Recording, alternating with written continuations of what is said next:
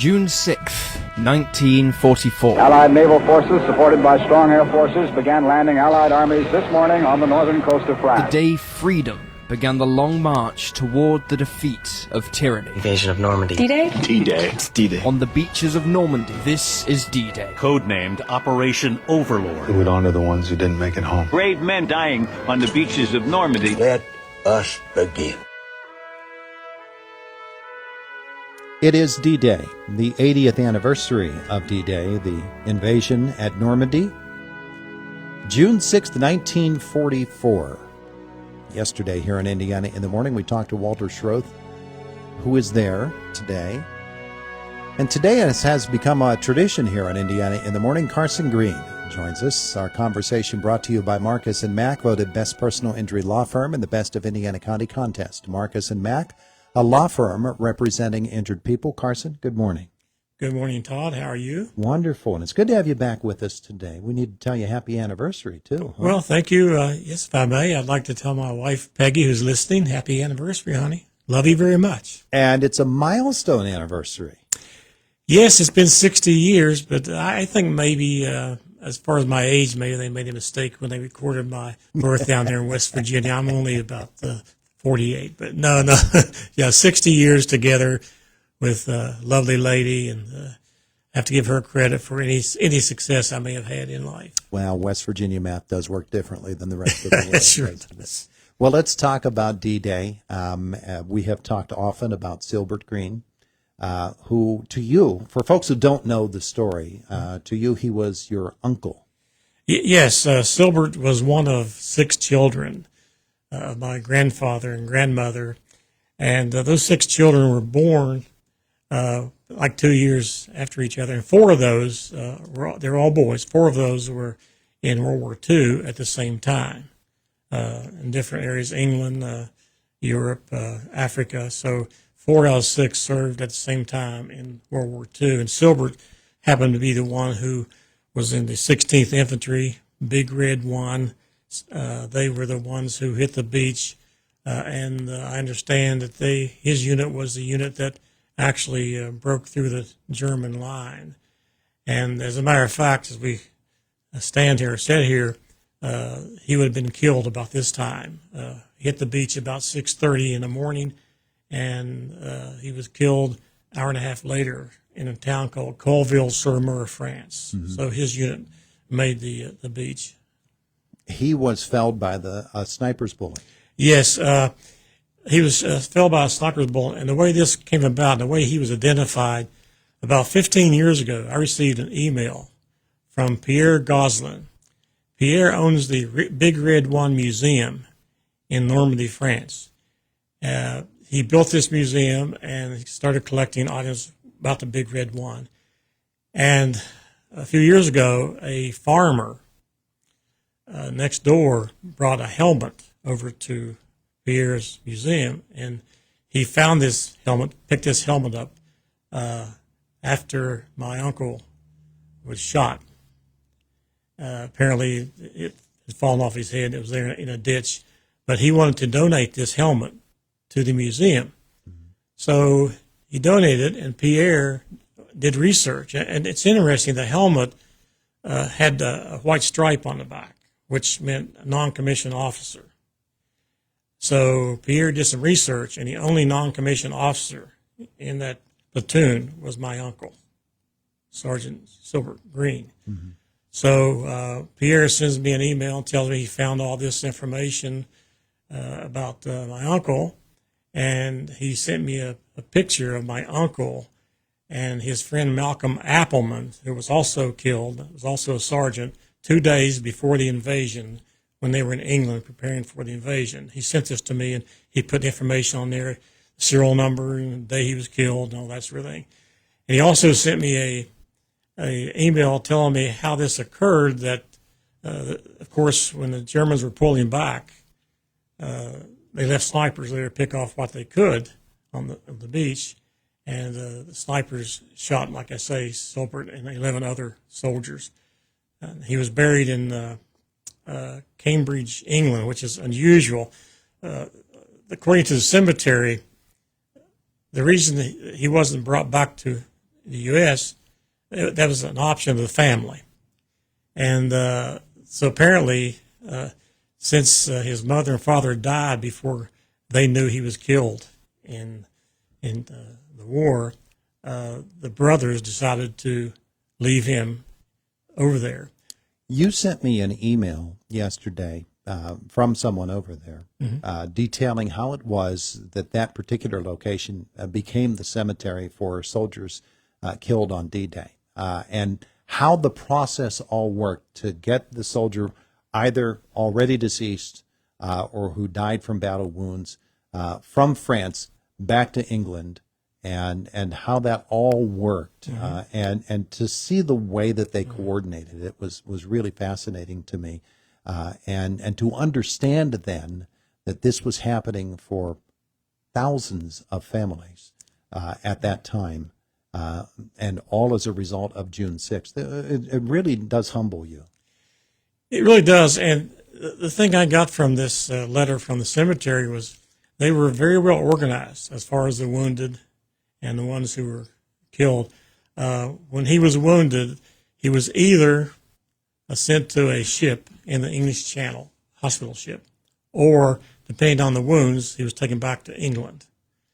So apparently, he was taken to England, and he was interred in the Brookwood Cemetery in England, which I understand has 750,000 graves. It's the largest cemetery in Western Europe. And about a year or two later, he was transferred to the American Cemetery in Cambridge, England. I don't know why, but they also mentioned in the letter to me that he was probably sent to Cambridge via train. So he was exhumed and now he's buried in Cambridge. And I do have a picture of his tombstone in Cambridge. And when I was checking on that, I got a nice letter back from the American Cemetery in Cambridge, which said, "You'll note that on his tombstone that the printing or the engraving is darker than the white tombstone." And it said that was actually sand from Omaha Beach because he deserved to have that. So that was very touching. Yeah, my goodness, my goodness. You are here this morning, and I think it's representative. You are representative of the need that we have to carry on the stories of D-Day, of 80 years ago, June 6th of 1944. You were a young puppy then. And as our World War II veterans very rapidly, unfortunately, are passing away, those guys are all 100 years old now. There are very few of them left.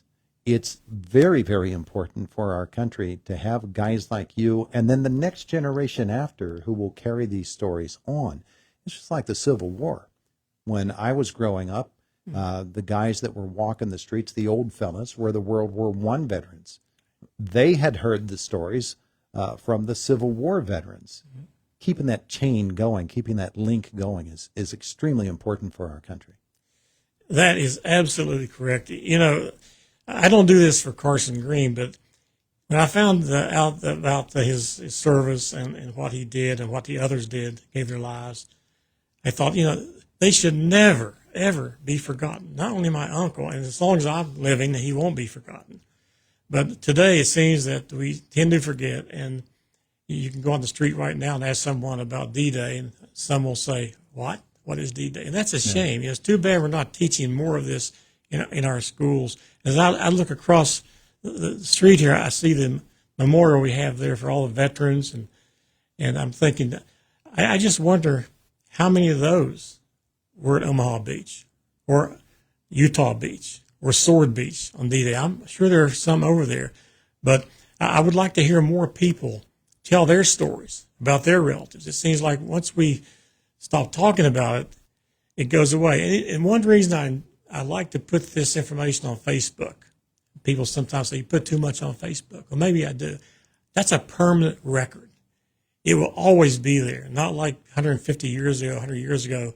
We have records, but we don't have really visual things and audio things that we can really look at for our ancestors. But I must say, this is to me a very solemn day, but it's a very thankful day. And those of us who watch these specials on TV, if you really sit down and watch them, if you're not tearing up a little bit, you're not getting it. There are guys like you and like me who would walk across that street, look at the names on that memorial wall, and say, I knew that fella. Yes. I knew that guy there. I knew that guy there. There are guys from World War II who I knew personally. Yes. Vietnam War, yes, who I knew very personally. Sure. There will come a day when we don't know. Nobody will be alive who knew the people whose names are on that wall over there. But those names still cannot disappear. Well, no, can you imagine if you ever watched the movie Saving Private Ryan? Of course, this was going on all over Europe, but the fear. I just think, what did my uncle fear? What did he think? He's a sergeant. He's leading the platoon, and that's the beach. And that's the famous quote where I think it was the Colonel Dawson made a statement. He said, "There are two kind of men on this beach: the dead ones and the ones who are going to die." That was called Easy Red Beach and later became Bloody Red Beach. And that's the beach that my uncle witnessed. And just to think that he didn't get a chance to have children, he didn't get a chance to do anything. He lost his life at 24 years old. But he was one of the older guys at 24. Yeah. The 80th anniversary of D-Day. The commemorations going on in Paris and in Normandy, all across France and the European continent today, being remembered here today in America, too, and here in Indiana, PA. Carson Greene, thank you so much for another D-Day visit. Well, thank you, and I really appreciate Renda and you, of course, every year doing this, because I think it's good to remind people what's happening.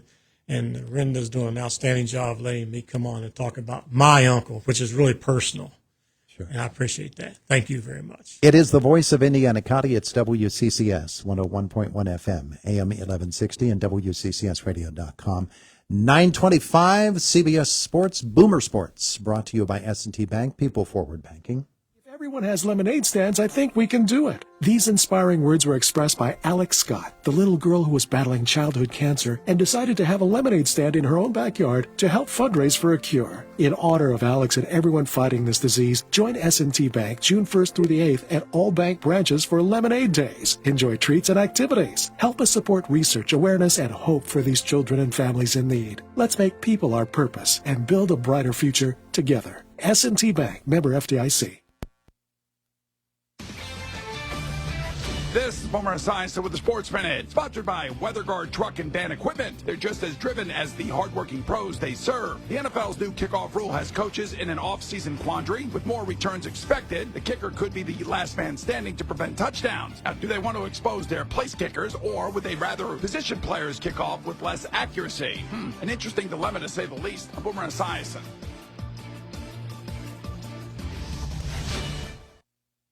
For more than half a century, contractors and trade professionals have relied on WeatherGuard for heavy-duty truck and van storage equipment, not just to protect their valuable tools, but to protect their professional reputations. For pros, the WeatherGuard badge makes a statement about what drives them. It says, "Bring it on. Been there. Done that. We've got your back," without saying a word. And the folks at WeatherGuard, they're just as driven as the hardworking pros they serve. See what it means to be driven at weatherguard.com. Don't miss a second of NWSL action. Heel pass, LaBonta, shoots, scores! Every club, every matchup. From kickoff to equalizers. Every PK, every save. The best players in the world play here. Find where to watch at nwslsoccer.com/watch. NWSL. We play here. GCES. Hey, it's Clint and Galen here from GCES. Since 2010, we've been helping families prepare for retirement. In 2012, we made Indiana, PA our home. It's where we put down roots and grew